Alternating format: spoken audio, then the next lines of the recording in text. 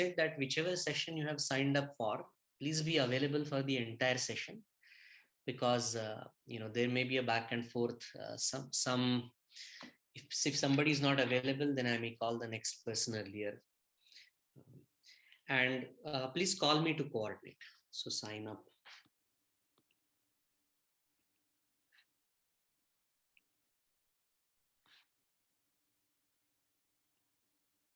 So we'll just use the class Zoom link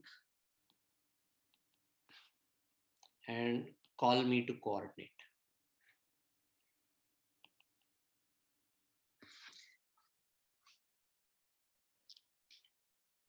Right, and if you have not signed up, then you do really need to contact me, or basically you have to ensure that your midterm gets done. Now, the proof of the equality of mixed partial derivatives, I got stuck last time, so I have sorted that out. Let me not do that today, so maybe we'll discuss this another time. So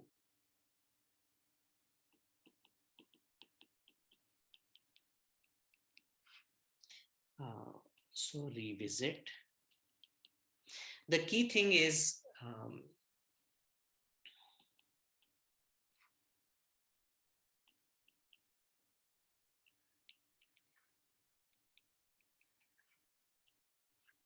correctly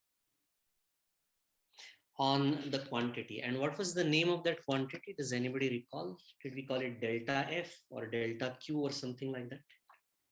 Rectangle. Yeah, the rectangle was the picture, and then the function was evaluated at the four corners, and there two diagonal terms were added and the other two diagonal terms were subtracted. Yeah, sorry, let me just take a look, because this is straight from routine.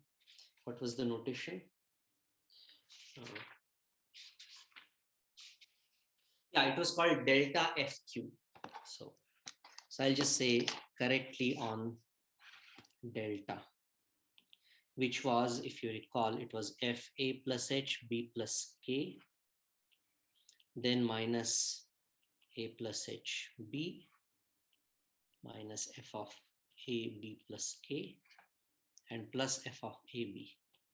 So the point is that if I and this is all I want to say now, if I pair up these two terms, if I take the first two terms and minus the difference between the next two terms, and if I apply the mean value theorem separately to both of them, then you see I get two different values, in between values in the requisite interval. So in the first one, I will get a value between what B plus K and B, and also in the second one I will get a separate value between B plus K and B, and then that makes it so not a good idea, right?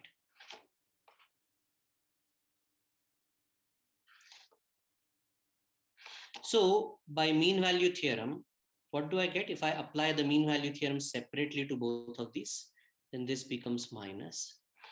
If I apply the mean value theorem over here, what do I get separately? So this becomes K times what? D2F evaluated at what point?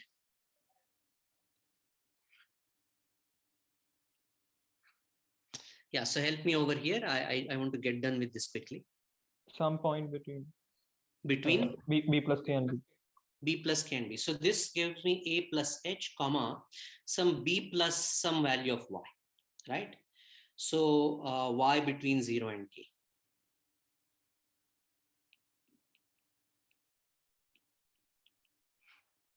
And here also I get this is equal to, again, K times D2F of, please check that what I'm doing is correct, okay? Again, B plus some Y prime.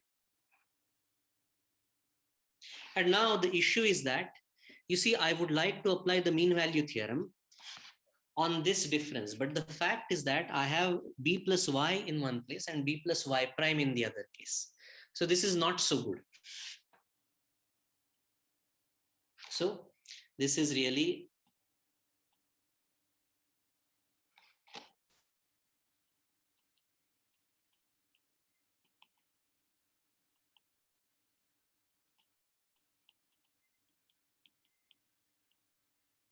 separately, because I get sorry, because want same y and y prime. So what is the solution to this?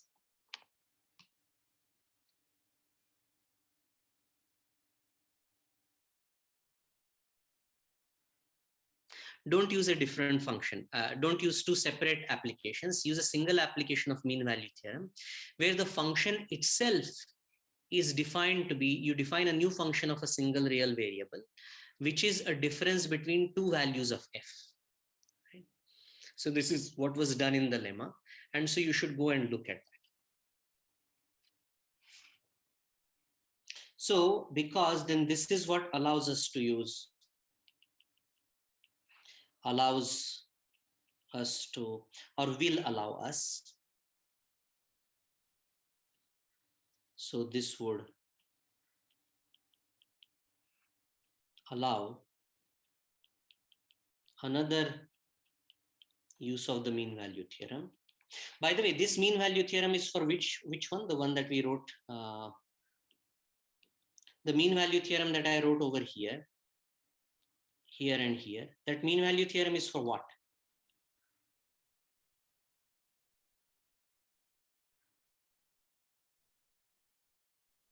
Single variable. Yeah, single variable, but for which function? F. Yeah, f, where the first slot is fixed to be a plus h. And in the second one, this is mean value theorem for f of a dash. And here, this is for f of a plus h dash, right? So if I do this in a correct way, then I will get, so the second use of mean value theorem for will be for which one? Which function?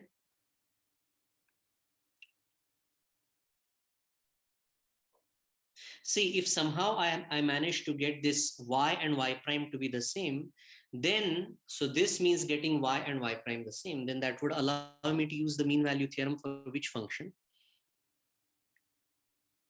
For f where the second slot is fixed. But not f, you see, because the difference is not in the values of f. Sorry, D2f. Where D2f, correct? So on for D2f. So you have to record the meeting. Sorry, one second. I completely forgot. Thank you. But you know what I mean, today recording is not really, okay, I'll record anyway. But... Recording in progress. Okay, so we are revisiting the proof of this equality of mixed partial derivatives. And so as I've written over here, you have to be a little clever in analyzing this key term delta, that is a sum of two terms minus two other terms, corresponding to values of the function at four corners of a rectangle, right?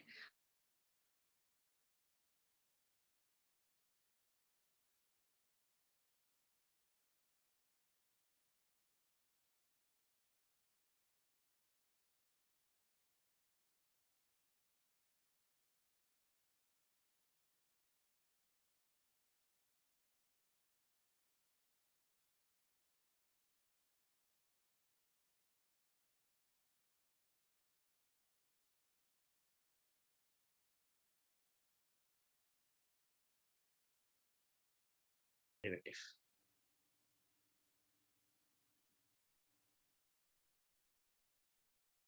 No. No. So the continuity of the second partial derivative comes only at the end, to say that the limit that we are trying to calculate, the double limit with one which is given to us and the other one is with order interchanged. For the order interchanged one, that is where I'm employing this this lemma to calculate, to get this quantity, desired quantity, in a different form. It is only when I want to show that that this other limit, which is not known to exist, is equal to limit of the same quantity with the order interchange, that is where I use the continuity.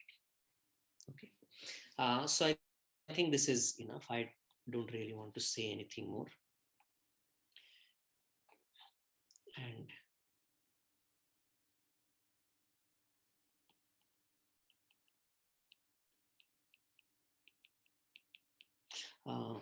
continuity. Continuity of what? D12 or D21, the way I'm doing this. D2 what? But you see, I have already calculated D2. And now I'm going to regard it as a function of the first variable. So when I apply the mean value theorem,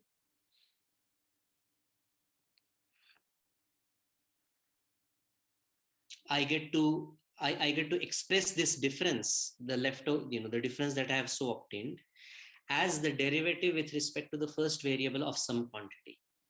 So I think it should be okay.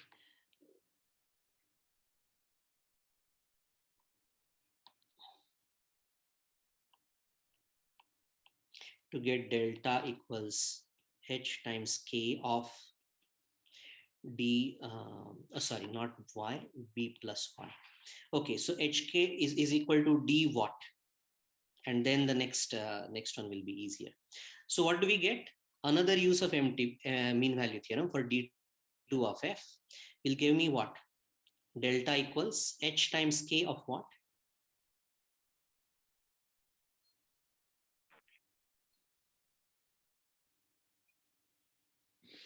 D12. Exactly. Or if you really want, I will write this as d1 of d2 of d1 d2. So of what? Of f evaluated at. So just like I got b plus y in the second slot, which is being held constant, what will I get in the first slot?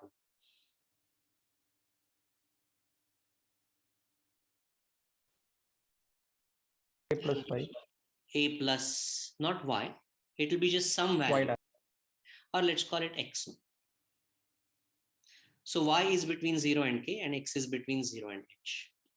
And now the continuity, so you see the continuity of this gadget tells me that as h and k go to 0, then x and y, which are respectively sandwiched between 0 and h and 0 and k, they will also go to 0. And therefore, this partial derivative, because of its continuity, this will also go towards d12 of f of ab. Right. So I believe that it's the continuity of d12 that I am going to be using. In order to show that d21 is also equal to the same thing. Okay. All right. So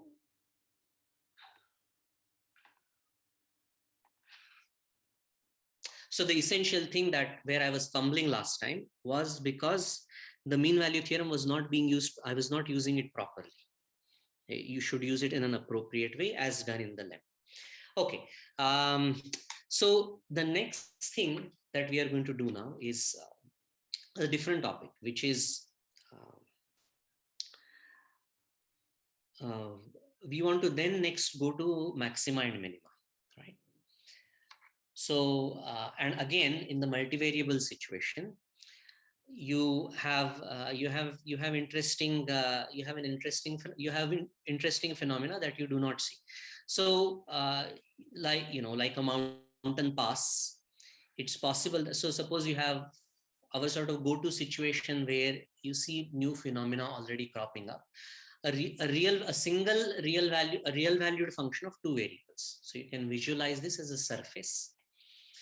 The input is coming from the xy plane and the output is recorded in the z coordinate. So this will give you some kind of surface. So if you imagine that this is like a mountain pass, then in one direction, you have a point which is at the top of the pass. If you're traveling from one side of the valley to another, then it's a maximum. But if you're traveling from one peak to the another, then it's a minimum. So you see, it's a mixed kind of point. In some way, it is a maximum. In some ways, it is a minimum. So you have to analyze these things carefully. So next we will go and study maxima and minima. But for that, we need some knowledge of these inner product spaces. So that is the thing that we will do in class. But now I need to ask you about, so next, maxima. For that, before that, so next goal. So before that, review of inner product. And you told me that this was done fairly comprehensively in this semester. So I'd like there to be a poll, and you can tell me in how much detail you want me to do this. We can spend one class on it, we can spend 2 classes, at most we can spend 3 classes, then we will do a complete job. So here let me just state some things, and then you should sort of gauge your comfort level and give me an answer as a class. So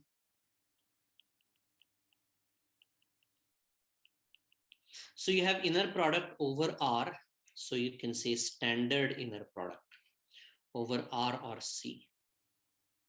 So what is the, so how do I have it? AI, EI, let's say with respect to, and sigma, PJ, EJ. What is it? How is it defined?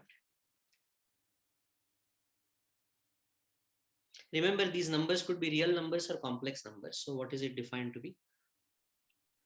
Okay, so let's assume all of these are real numbers. Then it's the standard inner product. So what is it?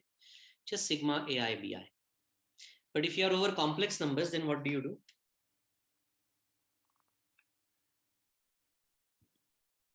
Take the conjugate of one. So which one do you do? Because we have to now make a convention, right?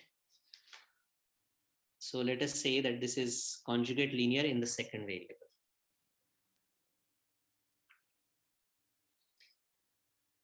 All right, so this is one thing. Then there is the notion of adjoint of a linear operator T. So what is the key equation?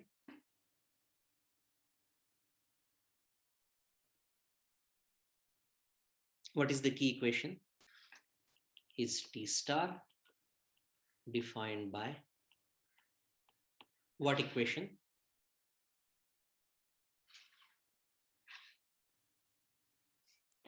TV comma W is equal to V comma T star W for all V and W in our space. Correct. For all vectors V and W in your vector space, whether real or complex. So there is a matter of showing that such a T star exists and is unique. Did you do this?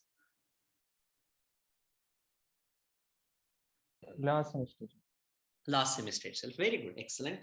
What is the matrix of, again, with respect to the standard basis?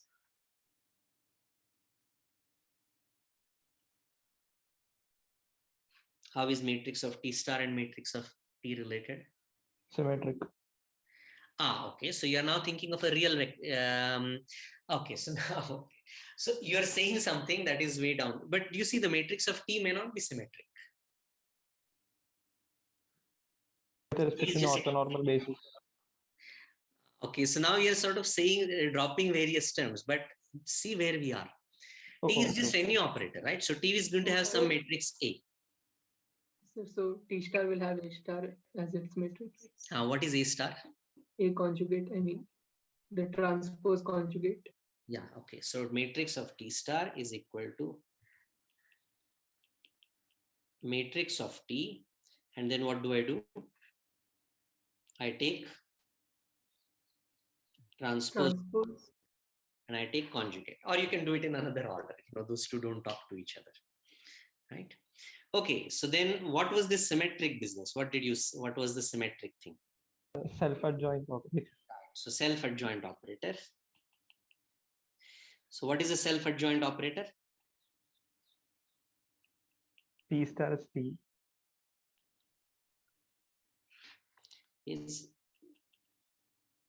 So definition of this is T star is equal to T. So which is to say, matrix of A is equal to matrix of T satisfies A transpose equal to A if A is real, or more generally, what does it satisfy? A transpose conjugate is A in general. What are such matrices called? Hermitian. Right. And if it's a real matrix, then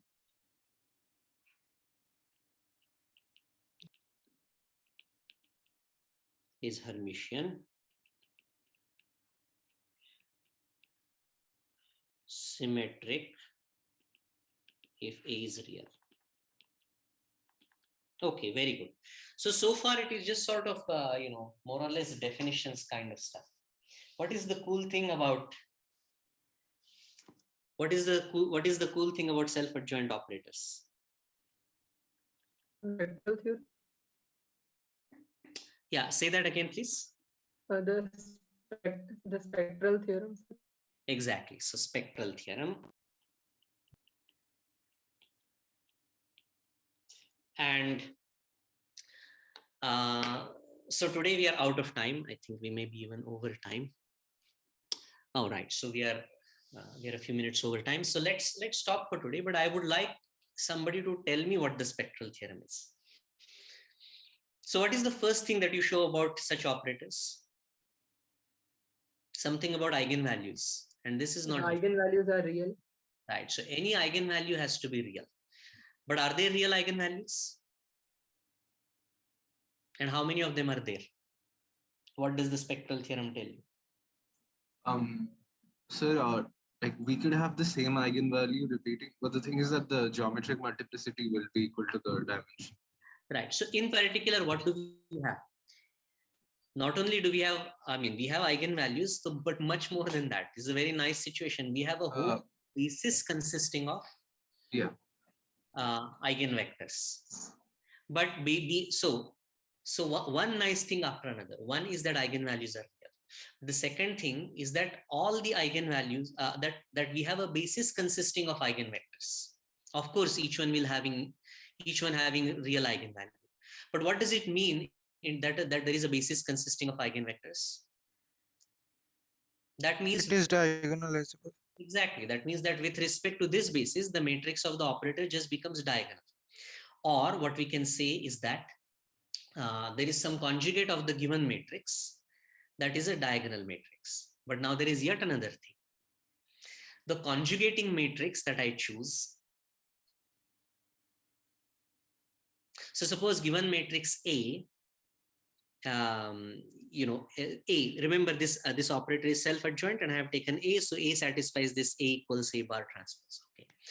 So what we are saying is that there is some matrix P such that P inverse is diagonal, correct? That's where we are so far. And diagonal consisting of real numbers. But there is something even more. What can we say about the matrix P? It's unitary. Yeah, so you see the matrix itself that we can choose, its rows I can choose. I can choose it in such a way that the rows or the columns of this matrix are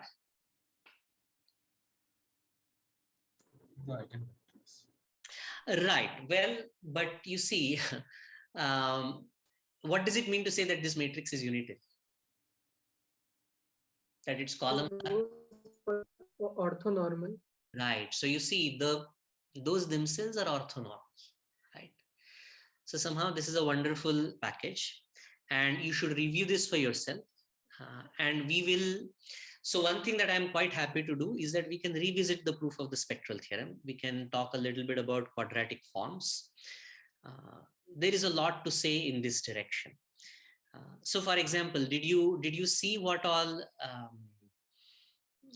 Okay, so sorry. Let me just stop recording because I don't want to keep you forever. So let's stop.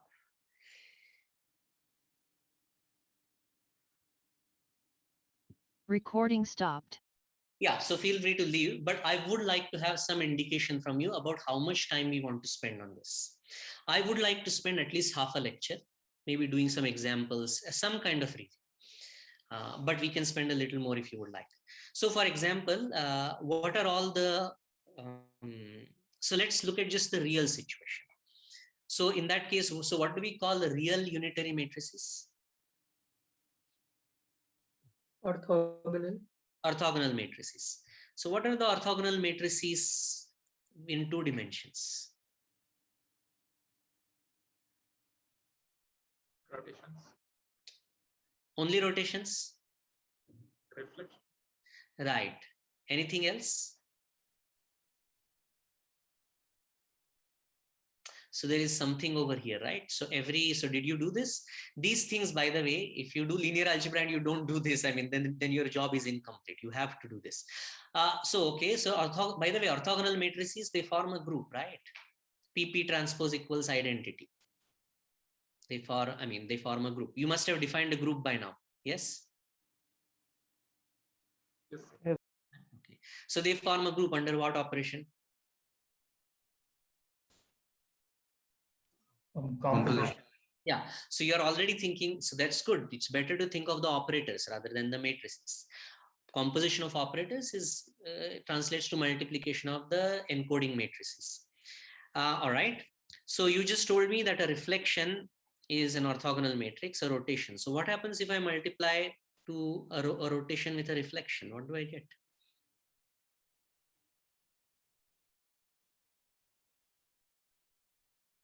Okay, let's back up a little bit. If I rotate and I rotate, then what do I get? Rotation. Just add the angles, right? And in fact, this is one way in which you can sort of just remember those trigonometric identities. Right? If you just write down the matrix for a rotation, first column is whatever, cos theta, sin theta, then minus sin theta, cos theta. Then taking the product of two such things is going to give you the, let's say theta and what alpha and beta are the angles. Then taking the product visually gives you the rotation through alpha plus beta. So the formulas just write themselves. Okay. What about if I take a reflection and a rotation and if I multiply them? Then I think it will be another reflection about what? About the line bisecting the angle of rotation. Right. So you see, there is some very nice geometry here that one has to work out for oneself. Okay, so if you have not done that, you really should do it.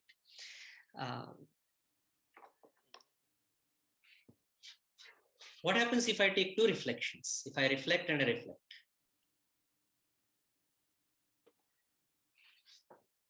So reflection, I'm keeping on saying blithely reflection. But what is a reflection? Sir, it's by definition we get back identity, right? Applying 2 times reflection. Right. Well, applying 2 times. Okay. So let us suppose I have a map such that t square is identity. Does that mean that t is a reflection necessarily?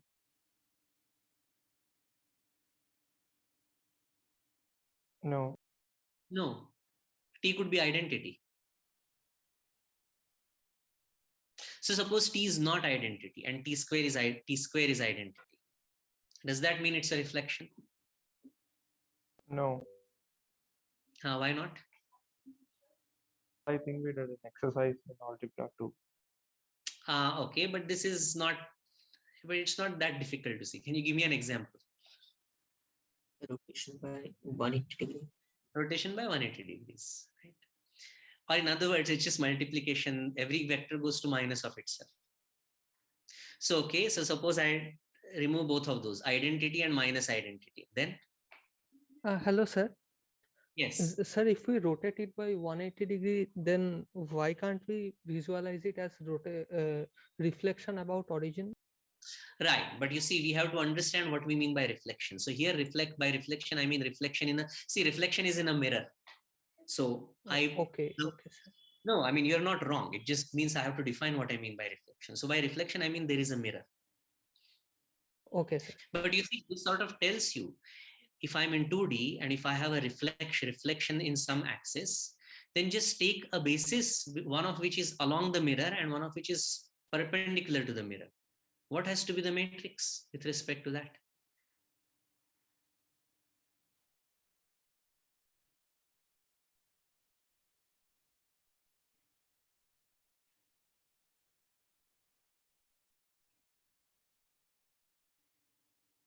All right, so reflections.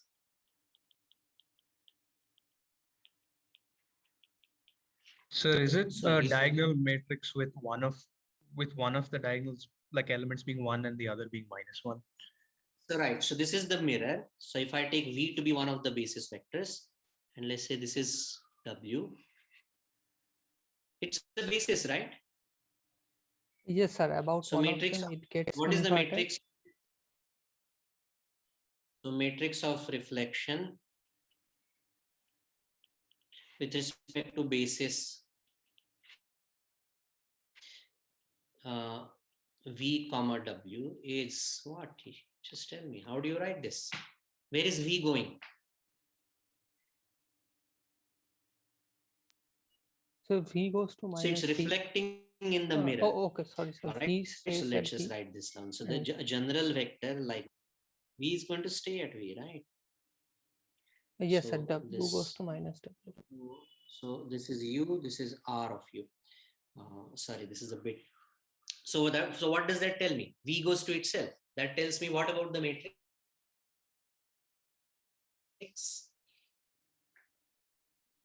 It The tells first me column the is 1, 0. first, right? And in exactly the same way, the second column is 0. -1. Yeah, so that's what a reflection is. And you see, you can also get here from t square equals identity. That means that this satisfies the polynomial x square minus 1. What are the roots of this polynomial? 1 and -1. So eigenvalues have to come from 1 and -1. If both are, if it's true that both are not, if we exclude the cases where both are 1 and both are -1, then the only thing that is possible is that one of them is 1, one of them is -1. And you just choose a basis. So take the plane to be take your line to be the one along the one eigenvector, and that's your reflection. Okay, so this is in 2D. This is a this is a toy situation, but still here you have to check that reflections in. So if R1 and R2 are reflections, then there will be reflections in two things that make an angle with respect to them, right? So in terms of that angle, you have to show what is R1, R2. I'll just say R1 composed with R2. What happens if I do two reflections, one after the other? Okay, if you have not figured this out in life, you absolutely must sit down and figure it out, okay? And the hint is, don't do this by algebra. Actually draw a picture and see what is going on, right? So reflections in R2. Now, so every orthogonal matrices in, so I'm going to say in R2, but that's just wrong. A matrix is not in R2.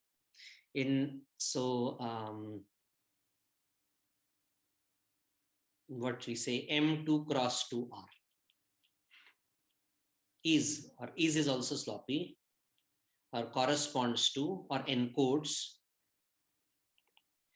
to a reflection or a rotation. Okay, this is all basic stuff, and which you should just work out. Okay.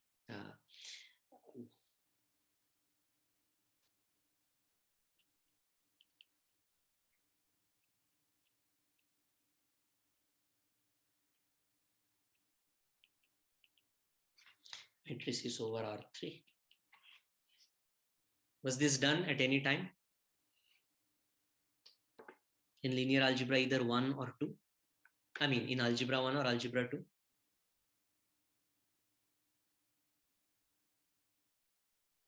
Very briefly at the end of algebra 1, I think. Okay. All right. So if I have an orthogonal matrix in R3, so what does that mean?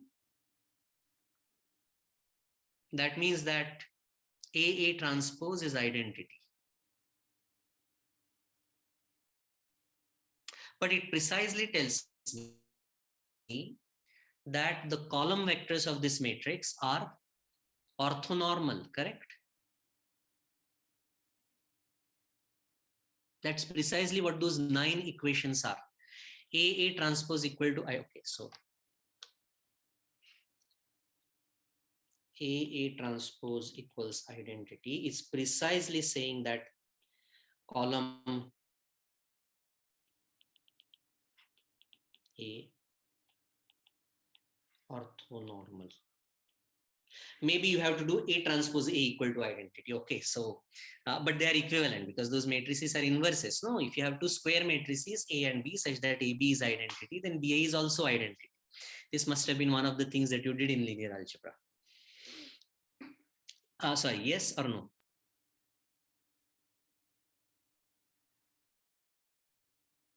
Yes, sir. Okay.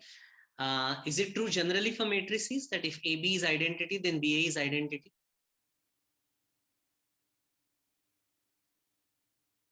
I'm not sure about infinite dimensional, but finite dimensional, I believe it is.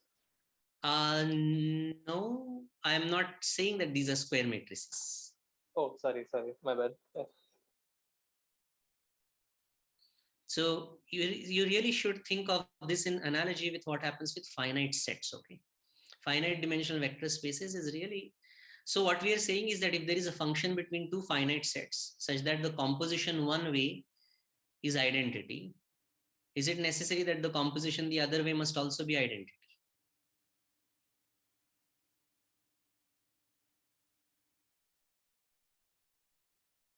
That's just dumb.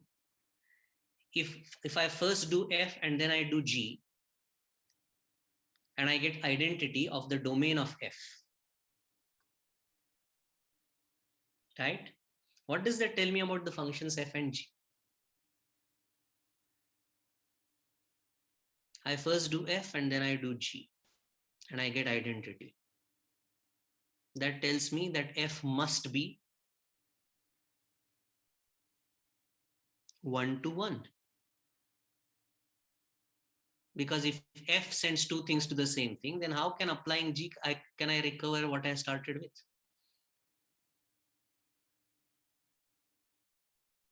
Likewise, okay, so basic set theory, and the same thing works for vector spaces also, but I'm getting further afield.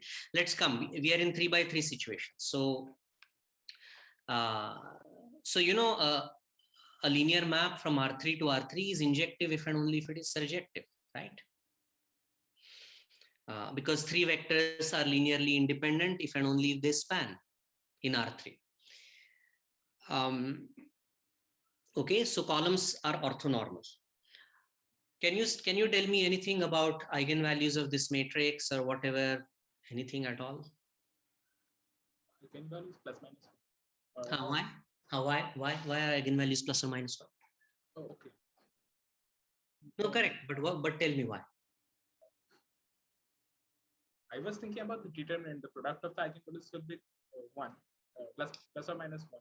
Yeah, well, right. So if I take the determinant of both sides, that's very good. Then that means I get determinant of A the whole square is 1. Therefore, determinant has to be 1 or minus 1. Okay, that's very good. Anything else? What do I know about the eigenvalues? You already told me something about the eigenvalues. No? It's a real. So the characteristic polynomial is 3 degree. So Right. there has to be at least one root. There has to be at least one real root. Very good. Okay. Yeah, and that has to be plus or minus 1 because like the matrix preserves length. So. The matrix preserves length. Exactly. So there has to be one real root. So it has to be either 1 or minus 1. Okay. Very good. Think more about this. You know, this is something that Artin explains this, and you really should understand this. So what we can do is that we can always multiply this by a matrix with determinant -1 to get something that has determinant 1. So we may assume that, like for example, given the given matrix, I can just multiply it by diagonal matrix consisting of entries 1, 1, minus 1, for instance, or minus 1, minus 1, minus 1, right? To make it orientation preserving, so that the determinant actually becomes 1, so that you ensure. Okay, sorry, just 1 second. Now I'm flaunting a little bit. Yeah, the point is the form. What you want to show is that if you have an orientation preserving orthogonal transformation, so what you say over here is that something whose determinant is 1, not minus 1. Does anybody know what a determinant 1 orthogonal transformation of R3, what does it have to be?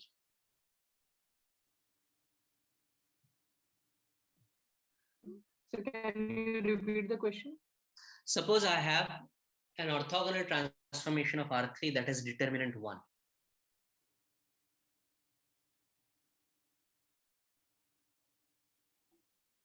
Yes, sir. So Yeah, so it looks like something very special. It could be a rotation. It could be a rotation, all right. About what? If there About is origin. no, so a rotation in R3 will have to be around an axis.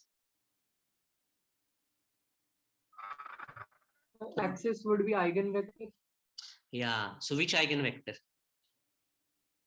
The eigenvector with eigenvalue plus or minus 1. Right. Well, I mean, but we said that we are going to make the eigenvalue 1. Okay, so now we are sort of into things. So you try to sort this out. Wow, what is happening over here. It's a very beautiful thing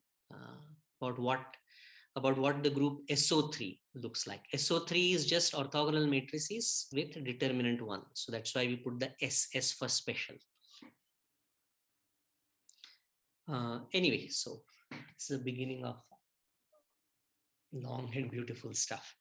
But after doing linear algebra, you really absolutely should know what orthogonal transformations of R3 look like. So first work out the case of the plane, that for R2 what they are, reflections and rotations and how they compose, you should work out geometrically and then figure it out over R3. You can look in R10. Okay, so the thing that I would like from you is, everybody should sign up for the midterm, and in the next class or before the next class, please let me know to what extent you would like me to cover this stuff. For example, should we redo the proof of the spectral theorem, or maybe do some examples? What you would like me to do, I'm happy to, by spending up to a couple of lectures, at most 3. Okay, anything else? Sir, I'm Milan. Sir, I had mailed you today morning. So, Right, exactly. Call So, after 6. yeah, right. So what you can do is you can just give me a call right after the class today, or we can discuss more with your midterm, whatever you prefer. So, Sir, should I call right after the class? This class? You can. Okay, sir. But we have a class at 2 o'clock. Yeah. Then you can call later today, right? So, okay, sir. Okay. Thank you, sir. Yeah, by the way, this is in general too. You can call me anytime. At first, what will happen is that I'll say I don't have time now, and we'll fix a time. So you can do that anytime.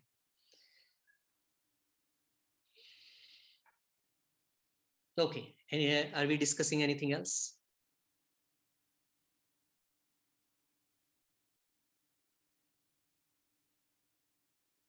All right. So good luck for your midterm, and just read all the theorems and have some idea about their proofs. And last time I said, work out the examples and counter examples. That's sort of good to go with. Assuming that you have done your homework properly, you should be just fine. Okay, thanks everyone. Let's stop. Thank you, sir. Thank you, sir.